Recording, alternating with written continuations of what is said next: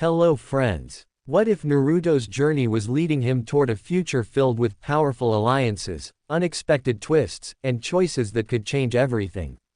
Welcome to Part 4, where new challenges arise and Naruto's destiny takes another surprising turn.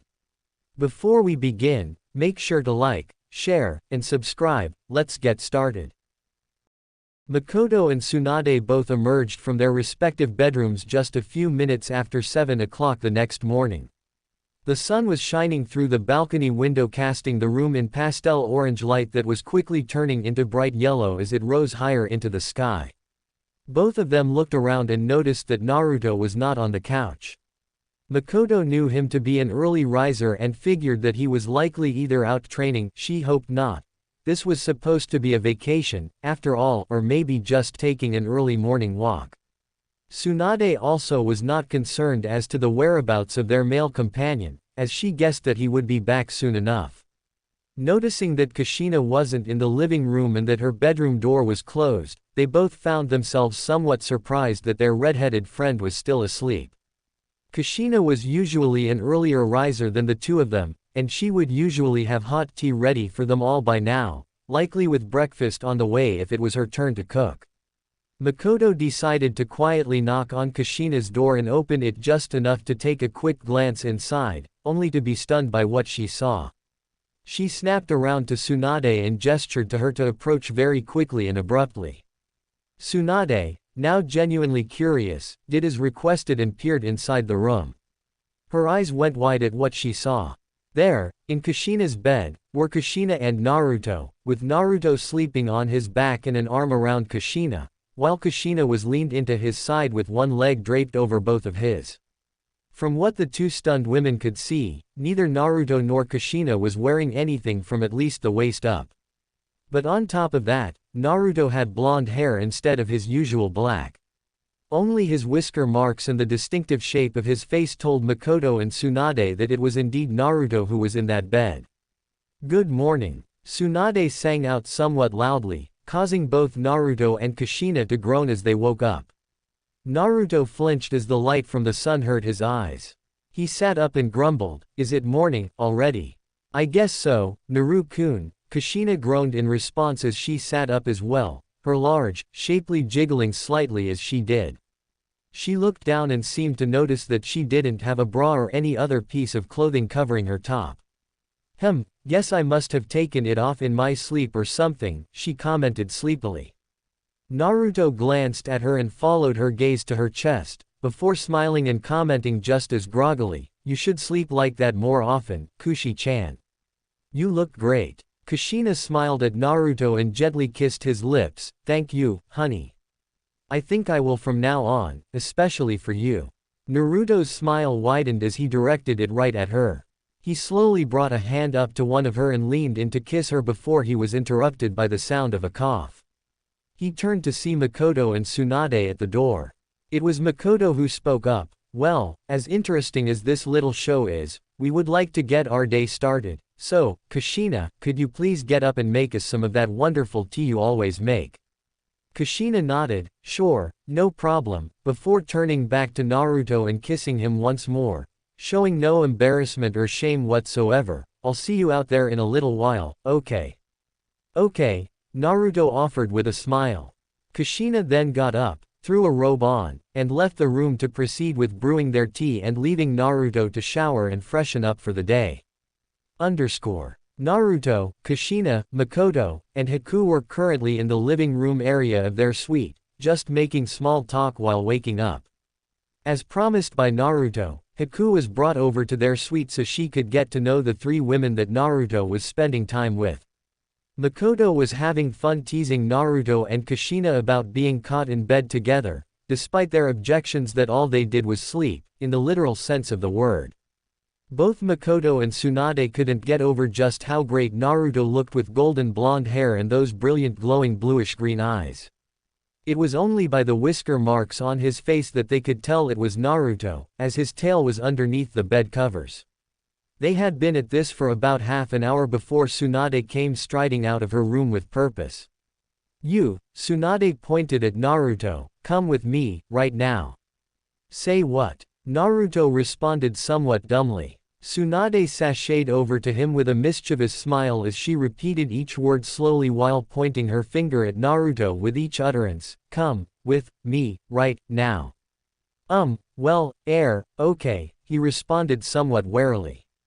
Good, then, Tsunade smiled sweetly at him with her eyes closed. It's settled. You're taking me out to breakfast, and I'm going to share a proposal with you. I'm not gonna regret this, am I? Most surprises I've ever gotten in my lifetime really haven't been pleasant ones. Kushina flinched slightly at that, which didn't go unnoticed by the others, including Naruto. Just as he was about to apologize to Kushina, Tsunade answered him in a tone that was more reassuring. Naruto-kun, I assure you that I don't have any unpleasant surprises in store for you. In fact, I believe you'll really like what I have in mind. Just trust me, okay? Naruto considered her answer for a moment before nodding and allowing Tsunade to lead him out. Tsunade turned to Kushina, Mikoto and Haku and told them, and don't worry, girls, what I have in mind, I believe will make everybody involved happy, and that includes the three of you. Tsunade closed the door behind her and Naruto once she had led him out of the suite. After leading him out of the inn, they made their way to a small, quiet diner to get away from the bustle of the inn's common room. They did love the familial feel of the inn's common room, but it would be far too loud for the kind of conversation that Tsunade had in mind. Once their orders had been taken and they had eaten a satisfying meal, Tsunade paid the bill and got to the point of her taking him out of the room. Naruto-kun, I've been thinking about your little dilemma over not having any hobbies or likes apart from fighting or training, and I believe I have come up with a solution. Okay, what's your solution? Naruto asked cheerfully, now genuinely curious. Well, I've noticed that you've got at least 3 women who want to be with you, and a possible 4th on the way. That possible 4th would be my niece Shizune, by the way. She's become rather smitten with you just over the content of your writings to us alone. She paused before adding teasingly, and while you seem to be a fantastic kisser. Her smile dropped and became more genuine once again. I would guess that your dating skills might be close to non-existent, for lack of opportunity to learn any or put them to use. Am I right? Naruto blushed in mild embarrassment before nodding slowly in agreement with her. She smiled warmly and understandingly. Please don't be embarrassed, Naruto-kun. It's not your fault, and herein lies my proposal. I would like to personally give you some special one-on-one coaching on how to date and court a lady properly. This coaching will all be hands-on, with you taking me on a series of different dates. This will give us a variety of activities to try, and we can see what it is you like doing. And while doing this, you'll learn how to treat a lady with such poise and class that you'll likely have any woman you want eating out of your hand. Tsunade leaned forward with a playful smile and asked, so, what do you say? Wanna date me? I'm not opposed to the idea, Naruto answered, considering her offer, but why would a woman such as you want to date a man such as myself? And just what's wrong with you that I wouldn't? Nothing, really. It's just that, you've certainly got a lot more going for you than I do. Tsunade couldn't help the blush and the smile that crossed her face at such a genuine compliment, so I guess it's just hard for me to see what a lady of your caliber and pedigree would want with a guy who spends most of his time either training by himself or on the road, hunting and foraging for most of his meals. Naruto-kun, Tsunade explained to him in a more sober tone, you have so much more to offer than you know. If you didn't, you certainly wouldn't have the affections of a woman such as Mikoto Uchiha. Haku also seems like a lovely young lady who certainly wouldn't grace just anyone with the degree of attention that she gives to you. And then there's Kushina. There would be a certain social stigma to her establishing a romantic relationship with you, but she sees a man of such worth in you that she'll risk it without a second thought just for the chance to have you. You're insanely brilliant, and you're incredibly powerful on top of that. Tsunade moved from her seat across from him into the seat next to him at their table, and you don't lack as much culture as you're letting on. You just don't know what your personal likes and dislikes are yet, because you've never really had a chance to be exposed to civilized life. This is our chance to expose you to more of it. Tsunade placed her hand over Naruto's as she continued giving him her motives behind her solution. It also gives me a chance to truly get to know you in a very unique and intimate way, which is why I am actually here, in the first place.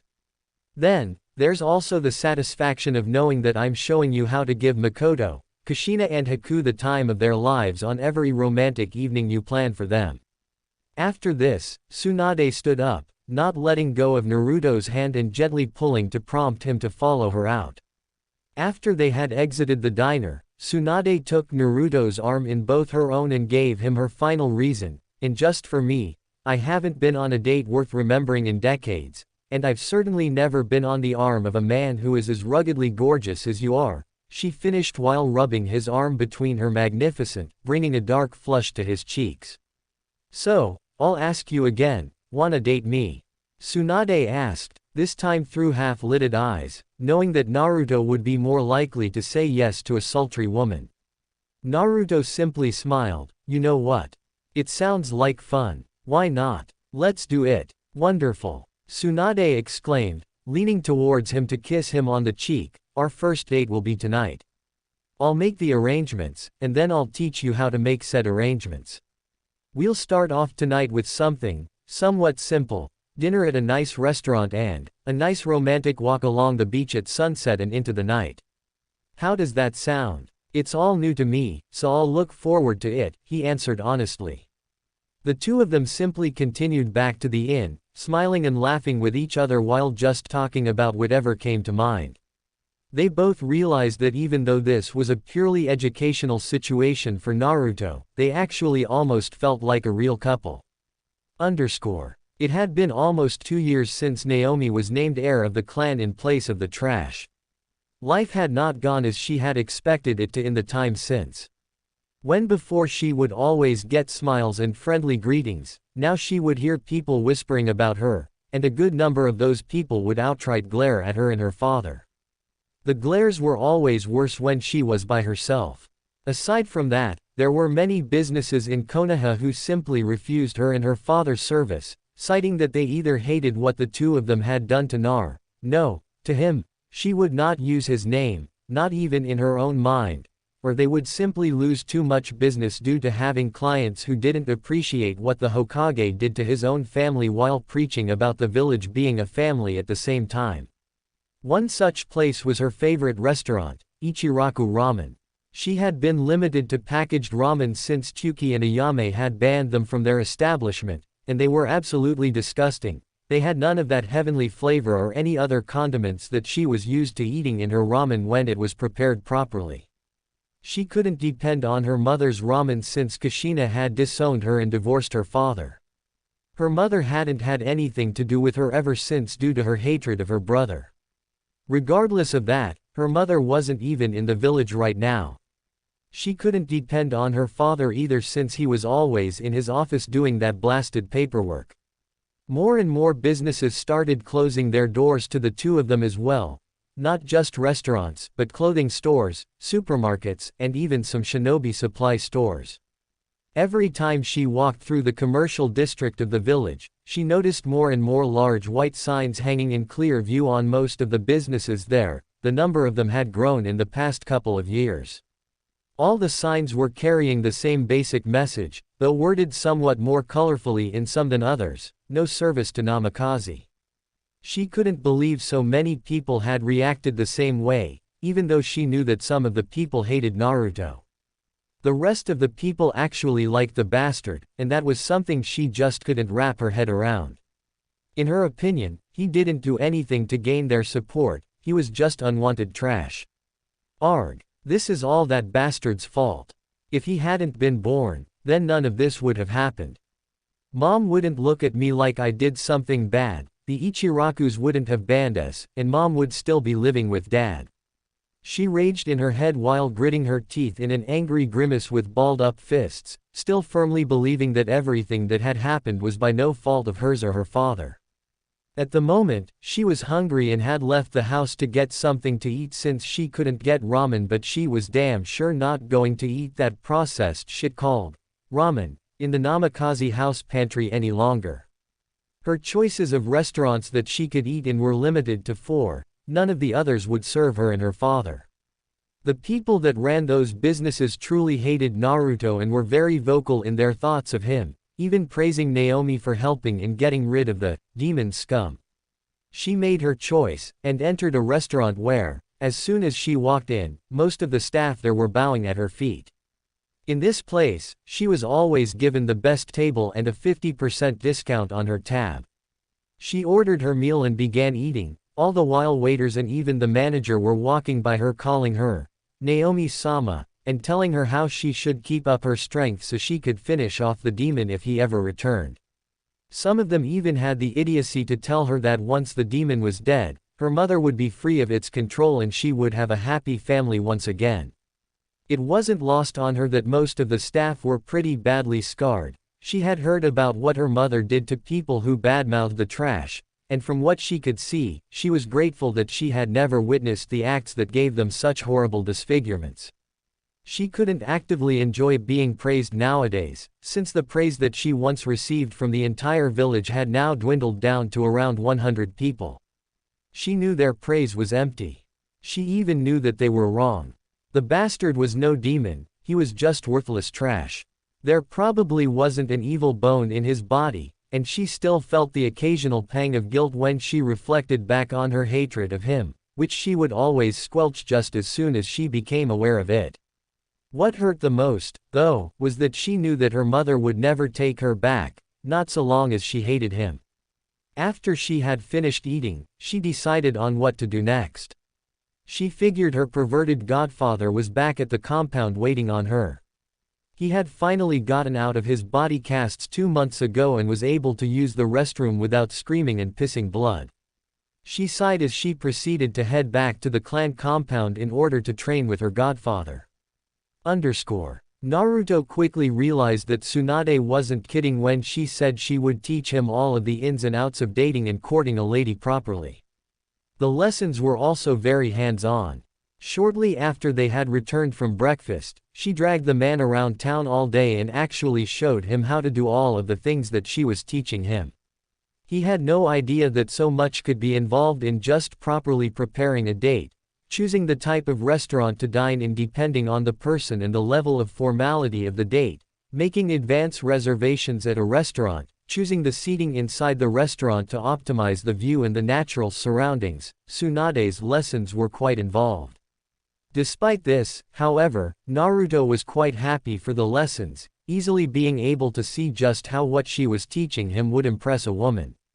Given that many of the restaurants were already booked solid, Naruto had also learned that the earlier reservations were made, the better. The restaurants were willing to break reservations to make room for their national hero, but Naruto would have none of that. He would not put out customers who could well have been waiting for weeks to eat at their establishments. With promises of future business, he declined their offers for preferential treatment to other customers, an act which thoroughly impressed Tsunade. His appeal to her, as well as her level of respect and esteem for him, all rose several notches at his humility.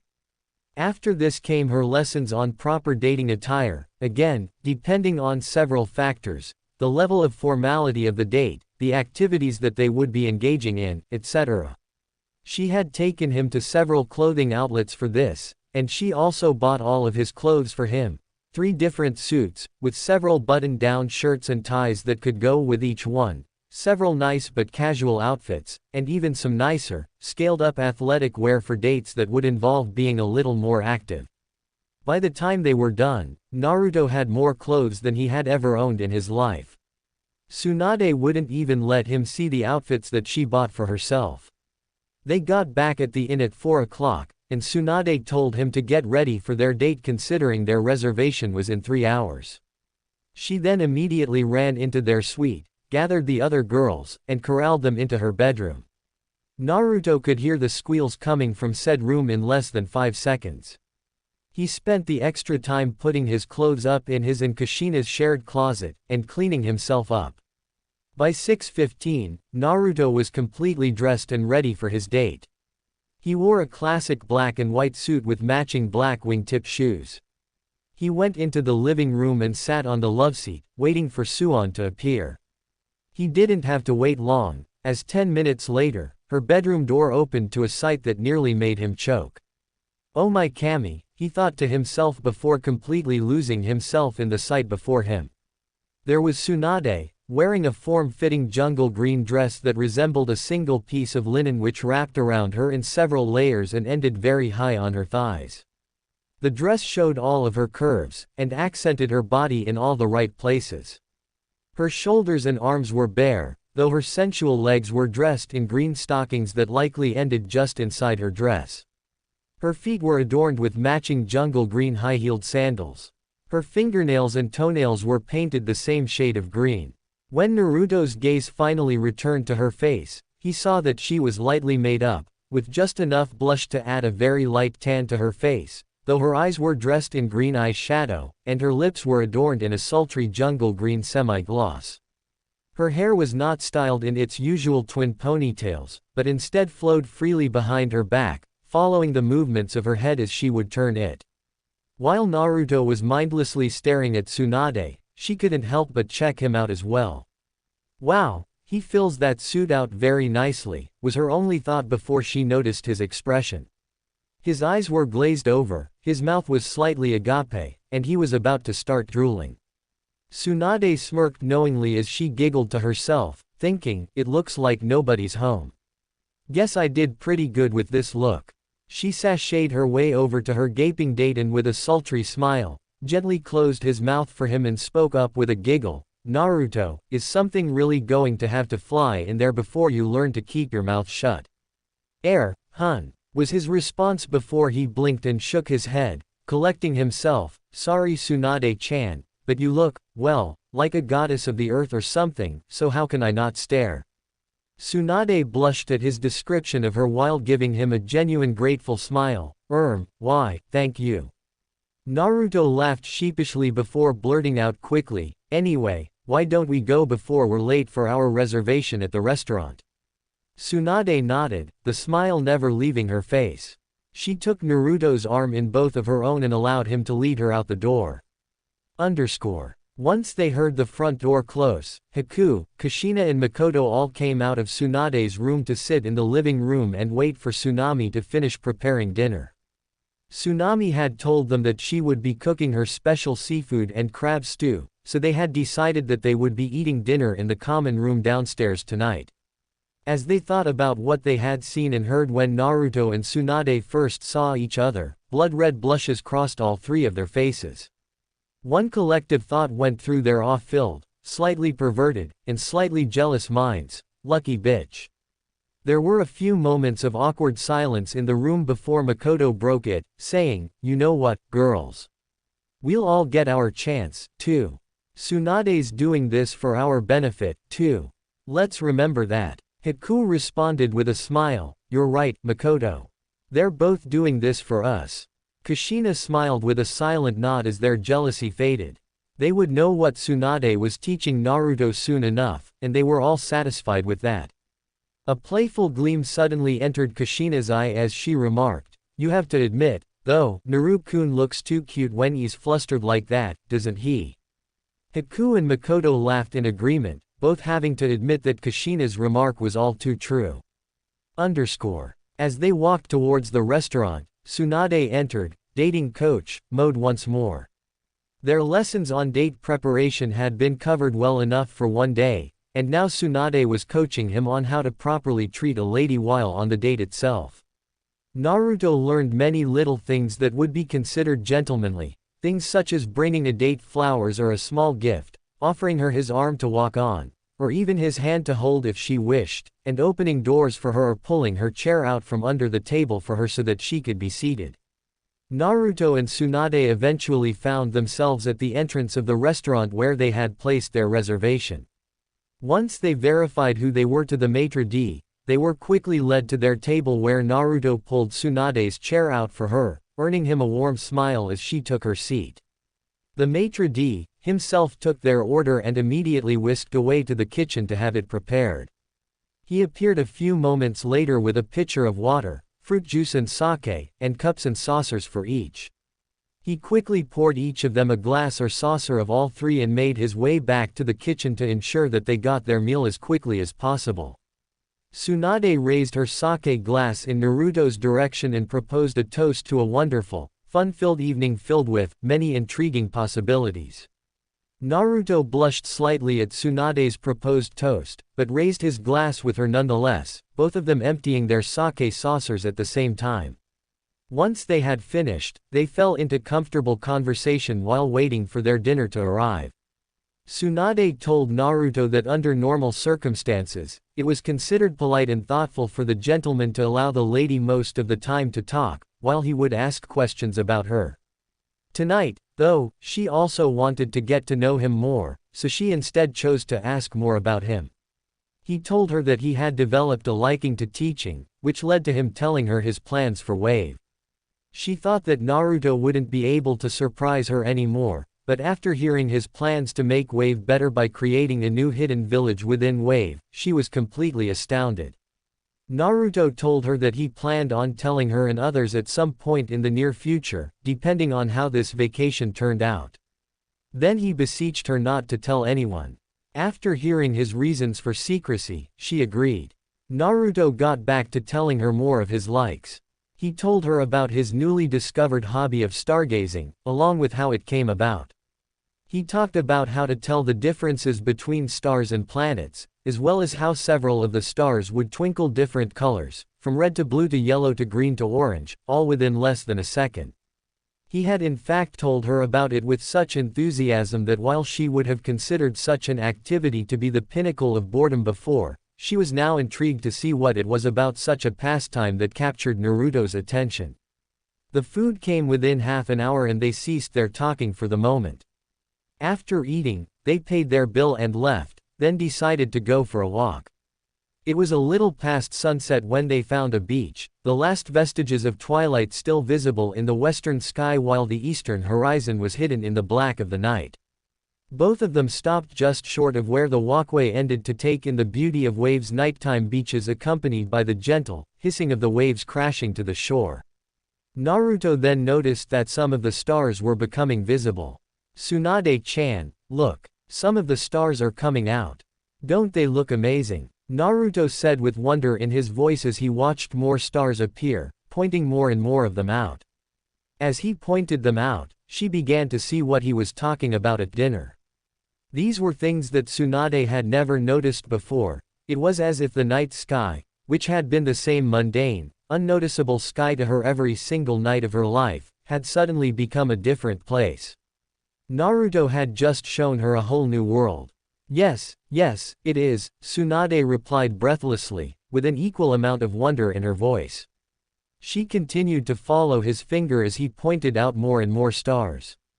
She couldn't remember when they had found a smooth rock to sit on, or when she had found herself sitting back against him and leaning into his chest with his arms around her waist, or at least one arm was around her waist when he was pointing at stars, but before she knew it, 2 full hours had passed. Tsunade turned her gaze back towards his face, catching his own gaze towards her at the same time. As they looked into each other's eyes, both of their pulses began to quicken. Both of them seemed to become aware of where their hands were, but before Naruto could move his hands, Tsunade slid her hands over his own, holding his arms in place. She swallowed unconsciously, followed by Naruto as he swallowed as well. Flushes began to creep across both of their faces as they found themselves moving their faces slowly closer to each other. Seconds passed, their faces drew closer until they could feel their breath on each other's faces. Tsunade, realizing what was happening, turned her head away and commented quietly with just a hint of sadness, "We should probably get back. It's getting late." With a sad sigh, Naruto nodded, "Yeah, you're right." Naruto then got to his feet and scooped Tsunade into a bridal carry to carry her back across the sand to more solid ground. Once they reached the walkway, he gently placed her back on her feet. They began to walk back to the inn slowly, an awkward silence permeating the air, both of them lost in their own thoughts. "I have to remember that this is just educational for me," Naruto thought to himself sadly. Tsunade's doing this for the other three and her niece, not for her. Tsunade's thoughts were taking her in a different direction. What is wrong with me? I know that I'm doing this mainly to show him how to date and treat a lady, but I had a chance to see if, no, I can't think that way, the idea is ridiculous. He's 18 and I'm 50. She took a quick glance at him through the corner of her eye. Still, though, I think he wanted it as much as I did. I didn't think I'd find myself this confused. Her thoughts began to change direction, but on the other hand, I am teaching him how to date, and even though I'm more of a teacher, I am for all intents and purposes his girlfriend, too. Maybe I should just take a chance and see what happens. Maybe luck will actually smile on me with this gamble. Tsunade gathered her courage and stopped Naruto mid-stride. Naruto, feeling Tsunade stopped as well and turned to her. Tsunade, without saying another word, moved in front of Naruto, looped her arms around his neck and pulled him into a warm, loving kiss. Naruto responded after a moment and pulled her into it, too, both of them acting on synchronized instincts as they opened their mouths and began softly and gently caressing each other's tongues. Tsunade could feel Naruto smiling as he kissed her, bringing a smile to her own face through her kiss as well. They broke the kiss after several seconds, neither one taking their eyes off of the other. As Tsunade spoke up, I'm sorry for turning away from you at the beach. She looked downward for a moment before turning back up to him and finishing, listen, we agreed that we would date, right? That kind of makes you my boyfriend, and dating couples do things like kiss and such. So, are you comfortable with doing that with me? Naruto brought a gentle hand to her face and directed her gaze back towards his own. Seeing that she was looking him in the eye once more, he leaned in to kiss her once more, in much the same way that they had just finished kissing each other. They pulled back once more, and this time it was Naruto who spoke. Tsunade-chan, I care for you just like I care for the others. I appreciate everything you're doing for me. And yes, I'm quite comfortable with the idea of having a real dating relationship with you, even if it is just for educational purposes. I mean, come on, I slept in the same bed with my half-mother last night and kissed her in front of you. The idea of being involved with you really isn't that far-fetched when you think about that, is it? Tsunade could see the sincerity in his eyes. He wanted to fully engage in this, and she could also see that he wanted to make her happy, even if it was only for a little while. Thankful for his being so considerate, she immediately felt lighter. She smiled and nodded, you're right, Naru-kun. Let's enjoy this for all it's worth, okay. Naruto nodded in response with a smile of his own and kissed her once more before scooping her back into his arms and walking her back to the inn. The patrons in the common room sighted the pair of them the moment they walked through the front entrance, and the two of them were bombarded with cheers and catcalls all the way up the stairs. Once they reached the door to their suite, Naruto let Tsunade down. Thank you for a wonderful evening, Naru-kun. You're an excellent student, Tsunade praised. Thank you, he responded humbly. You know, Tsunade added, even though we've kind of already covered this, it's often considered welcome to kiss your date goodnight once you return home if it went well and she wants you to. Naruto smiled a little wider and kissed her once more. Once he pulled back, he opened the door and led her inside. Once inside and the door was closed, they heard Kushina's voice ask, well. Both of them turned to look in her direction to see Kushina, Mikoto and Haku looking at the two of them with giddy smiles and mischievous gleams in their eyes.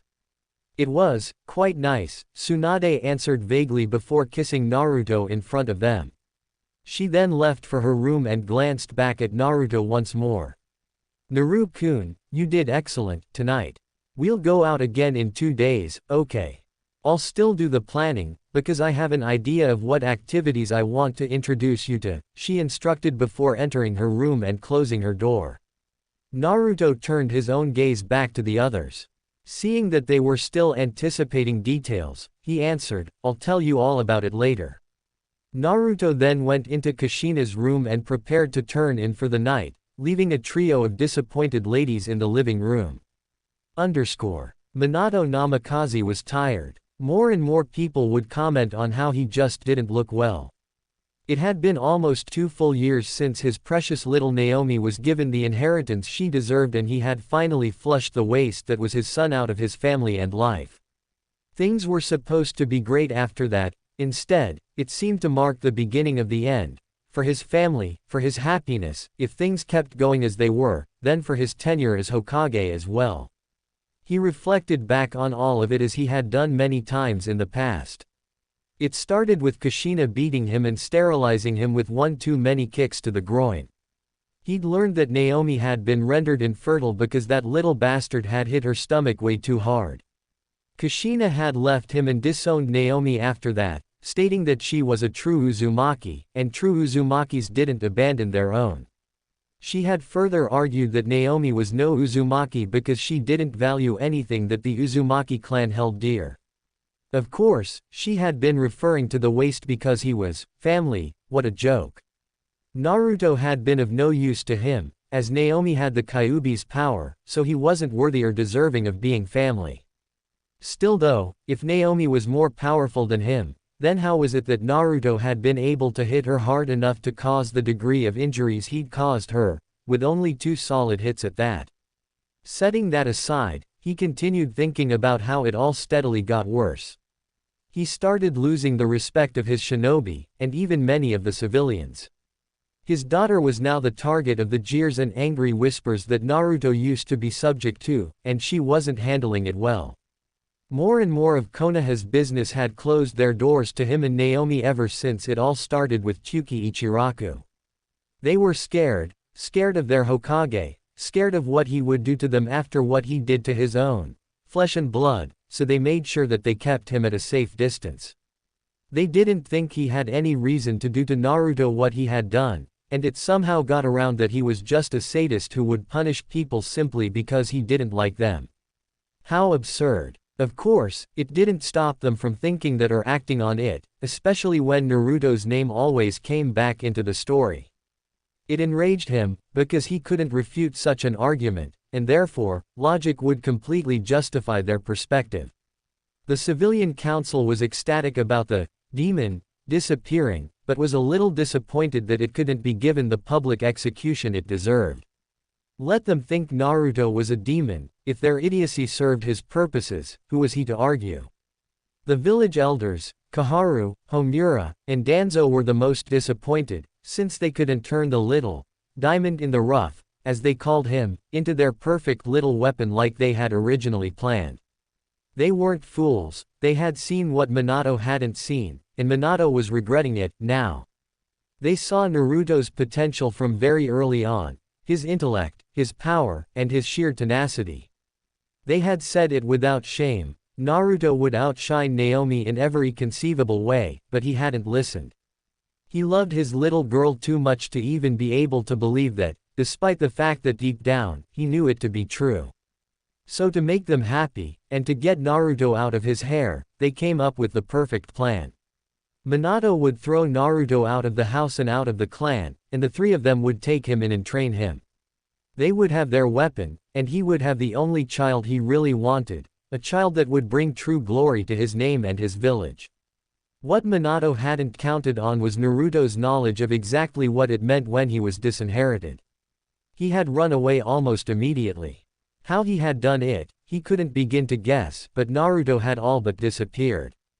It was made worse when Kushina had wanted him to remain in the clan compound, and she had actually gotten worried for him, to the point where she'd made a spectacle out of his disappearance and her desire to find him. The elders couldn't act as effectively in bringing Naruto in, because Kushina would surely have gotten word of it and would likely have started snooping around to get the whole story. All they could do in the end was to discreetly put a bounty on the brat's head with the condition that he be returned alive to Konoha, and not even the bounty hunters that had taken up the task could find any remote trace of him. The Shinobi Council had lost a lot of respect for Minato because of his actions towards his only son. The original Ino Shika Cho trio, once great friends with Minato, were all appalled by his decisions. They were even more appalled when they found out why Minato did what he did, and the events that led up to it all.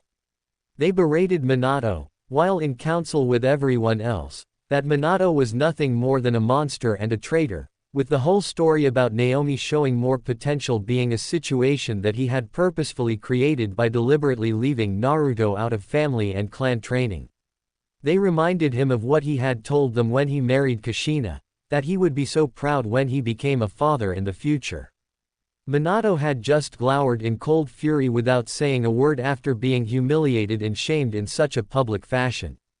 The Ino Shikacho trio thought that this incident was well deserved on Minato, although they thought that it simply wasn't enough compared to what Minato had done and allowed to happen to his former son. Unfortunately, none of them had any connections to any important figures that could help in dealing more damage to their former friend, and they thought that no more damage would come Minato's way. They were pleasantly surprised at how nature just took its course within the village. Minato was reaping what he had sown with regards to his family, and now, whenever he preached about how the village was a family, it came back and bit him usually in the form of some random villager shouting something like, "So you gonna kick us out, too?" in the middle of his speeches. While Minato made a mess of things with his own professional and personal life, the Shinobi Council got a new clan out of it. After Kushina's divorce from Minato, she separated the Uzumaki Namikaze clan into two clans, the Uzumaki and the Namikaze. Unfortunately, because of Naomi's devastating injuries to her person, the Namikaze clan had no actual heir, while Kushina had named Naruto the Uzumaki clan heir, much to Minato and Naomi's ire. Unfortunately for Minato and the Namikaze clan, Kushina hated Minato's guts for his actions towards their once united family, and she wouldn't even speak to Naomi, which hit the girl hard. He knew that there was no way of him patching things up with his ex-wife, since he would never take back anything that he had done to his former son. He then came up with what he thought was a brilliant idea, which would allow him to get Kushina back and their family reunited. "I'll just have someone discreetly find and kill that bastard, then Kushina is bound to forget about him and make our family whole once more," he thought, a mixture of stupidity and insanity poisoning his mind. Even the part of his mind that was still rational was shouting back at him, "You idiot. If you do that, Kushina will know exactly who was responsible, and all you'll do is make things even worse. You know better than to believe such an insane and stupid idea. If you want Kushina back, give her what she wants." It was with that last thought that Minato squelched that part of his mind that was still capable of reason.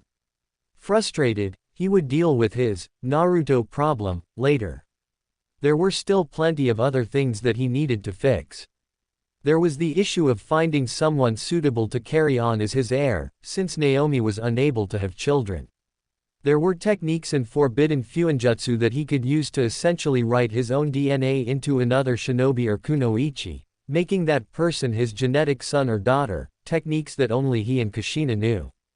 Minato then remembered a rather interesting bingo book entry that he came across 4 months ago.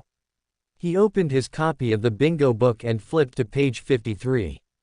Name: Kakarot. Age: unknown. Gender: male. Affiliation: unknown. Rank: B-class ninja. Abilities: possesses a sword, so it is safe to assume that he knows kenjutsu, and is capable of chakra flow. Uses space-time ninjutsu to even greater effect than Konoha's yellow flash, and can use it in conjunction with his sword. Can also use some form of telekinesis. Other ninjutsu skills are unknown. Possesses abnormally high strength and speed. His skills in taijutsu are largely unknown, uses a previously undocumented style that seems to stress power and speed. His skills in genjutsu are unknown. His skills in fuinjutsu are unknown. Description: wears a black full-body suit complete with head mask, along with a black, short-sleeved haori that reaches his knees. Martial art boots, and arm shin guards. Has a double-edged short sword on his back. Additional note: Hyuga have tried to see underneath his mask to uncover his features, but they have not been able to succeed, suspected to have some kind of counter against dojutsu users, unsure if this also affects the Sharingan. Approach with extreme caution. After refreshing his memory of this Kakarot person, a plan began to form in his mind. He would get this young man to join Konoha, and under his thumb. If he did this, he could adopt the young man and perform the blood-related fuinjutsu on him. Then his family line could continue as Kakarot would be placed under the CRA in his name, and Naomi might even have a husband worthy of her. It would make no difference that they would be genetic half-siblings, Naomi wouldn't give him any children, anyway. He smiled darkly to himself as he started planning in earnest. Kakarot would be his son and heir, whether he wanted to be or not. That's it for part 4. If you enjoyed this story, don't forget to like, share, and subscribe for more Naruto What If stories. And comment below, what do you think will happen next? See you in the next video.